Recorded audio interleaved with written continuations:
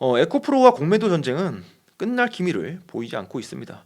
공매도 현황을 보시면 다음과 같고요. 여러 가지 세력이 뒤얽혀 있겠지만 같은 주체가 공매도랑 프로그램 매수랑 동시에 치기도 하고 또 다양한 거래 기술이 난무하는 이 판을 그냥 가장 심플하게 해석을 해보면은 공매도 쇼스퀴즈로 공매도 세력은 어쨌든 완전히 털리고 있는 상황임을 볼 수가 있습니다.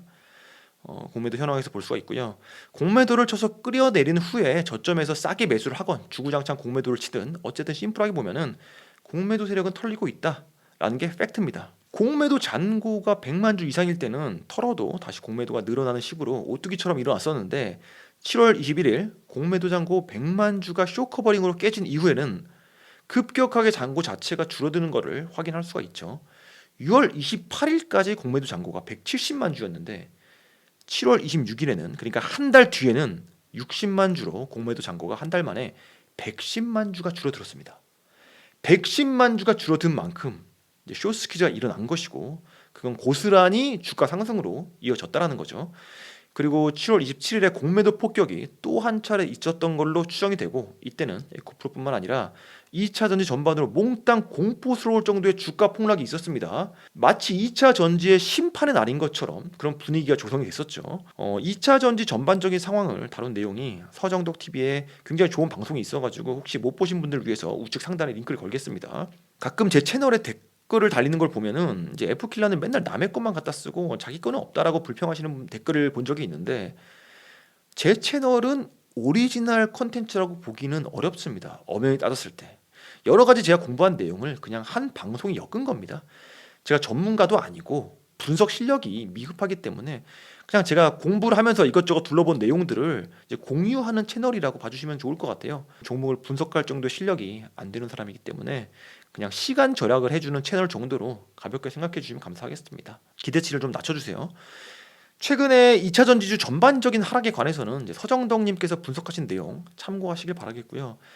다시 에코프로로 돌아와서 전에도 말씀드렸다시피 공매도 세력은 이 정도의 손해로 전쟁을 포기하지 않았다라는 겁니다. 이런 댓글도 있더라고요. 골드만삭스가 이 정도로 포기할 것 같냐? 너희가 골드만삭스를 이길 수 있을 것 같냐?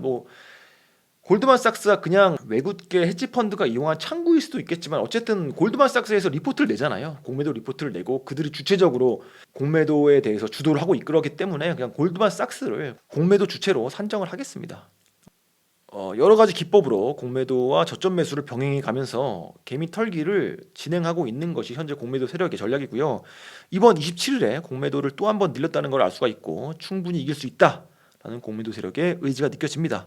외인이나 기관의 입장에서 보면은 그러니까 공매도 세력의 입장에서 보면은 만약에 이번 공매도 세례에서 개미가 안 털린다면 그렇게 되면 주가의 추가 상승의 빌미를 제공하게 되는 거죠.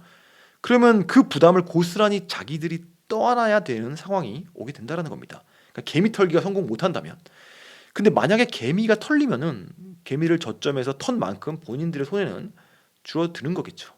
어쨌든 결론은 이제야 겨우 공매도 잔고가 60만 주로 줄어들었는데 공매도 세력은 또 주가 폭등의 빌미를 제공하는 공매도 잔고를 늘렸고 이번에 개인 투자자들이 털리지 않고 버텨낸다면 또 한 번의 큰 상승을 기대할 수가 있겠죠. 어쨌든 공매도 세력이 빌려서 판 주식을 추후에 더 비싼 가격에 사서 갚아야 되는 상황이 많아질수록 개인 투자자들의 손해는 줄어들고 이익은 반대로 늘어나게 됩니다. 이 이익이라는 거는 이제 주가 급등한다는 거죠. 누가 시키지도 않았는데 공매도 세력 스스로 주가 급등의 이유를 자발적으로 세팅을 하고 있는 상황이 될 수도 있다. 단 개미 털기에 털리지만 않는다면 반대로 말하면 공매도를 이 정도로 쳐준 덕분에 단기 급등을 할 수 있다라는 거죠. 요약하면은 공매도 세력이 쇼커버링으로 비싸게 사서 갚는 과정에서 에코프로 주가가 단기 급등을 했고 이 와중에도 공매도 세력은 절치부심의 스탠스로 7월 27일에 다시 한번 공매도를 쏟아부었다. 그리고 역시 공매도 세력은 언론 플레이를 병행하면서 개인들이 저점에 털리도록 불안감을 조성하는 데도 힘을 쏟고 있다. 자, 기사를 한번 보겠습니다. 진짜 악질적인 기사들이 많습니다. 그 중에 양호한 거 몇 개를 가져왔습니다. 양호하다기보다 그냥 평균적인 스탠스를 한번 보겠습니다. 기사, 에코프로에서 비트코인의 향기가 난다. 에코프로랑 비트코인을 동일시하고 있죠. 가상화폐 능가하는 변동성의 우려. 이 기사가 말하고자 하는 바는 이제 한 문장으로 요약을 하면은 불과 하루 전까지 내일 에코프로 오를 것 같은 이유를 둘러보던 사람들은 이제 한강물 따뜻하고 좋겠다라며 자조하고 있다라고 합니다. 자살을 암시하는 내용이에요. 기사가 이제 자살을 암시하면서 겁을 주려고 작성한 기사죠. 정말 악질적이라고 할 수 있고, 누군가가 이런 글을 실제로 남겼으니까 뭐 기사에서 인용을 했겠지만 에코프로 주주님들의 전반적인 스탠스는 전혀 일치하지 않죠. 폭락한 당일에 주주들은 개인 투자자들은 오히려 주워 담았습니다. 심지어 이 기사에 슈퍼개미 김정환까지 소환이 됩니다. 한마디로 에코프로 주가랑 엮이는 키워드로 슈퍼개미 김정환, 뭐 비트코인 이런 거랑 동일선상에 놓고 겁을 주려고 하는 그런 악질적인 기사로 보여집니다.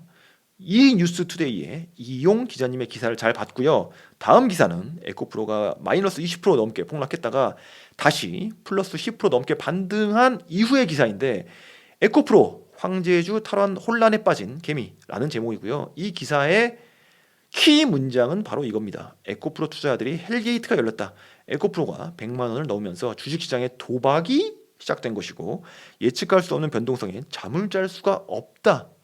죽지 못해 사는 기분이라고 합니다. 한탄 섞인 반응을 보였다. 에코프로 주주님들이 과연 죽지 못해 사는 기분일까? 진짜로 예측할 수 없는 변동성 때문에 잠을 못 주무시나? 진짜로 죽지 못해 사는 기분이세요? 진짜로? 댓글 좀 부탁드립니다. 정말 죽지 못해 사는 기분이신지. 막 주가 막 10만 원, 20만 원대에 사신 분들이 굉장히 많은데 지금 주가가 막 100만 원을 왔다 갔다 하고 막 200만 원에 도달하려고 막 꿈틀꿈틀 대는데 죽지 못해 사는 기분이라는 게 뭘 근거로 이야기하는지를 모르겠습니다. 댓글에 답이 나와 있죠. 150만 원에 산 사람도 있겠지만 10만 원, 20만 원에 산 사람도 있다. 근데 공매도 얘기는 죽어도 안 하는 언론들. 2027년까지 매출이 담보되고 성장성이 확실하니까 현재 고점 물린 분들 걱정 마시길. 개인 투자자들이 27일에 주가 폭락했을 때 많이 주워 담았죠.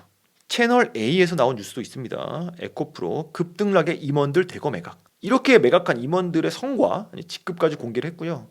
구체적인 금액도 공개한 뒤에 이런 내용이 이어집니다. 내용은 바로 임원들 매도, 시장에선 주가 고점으로 해석.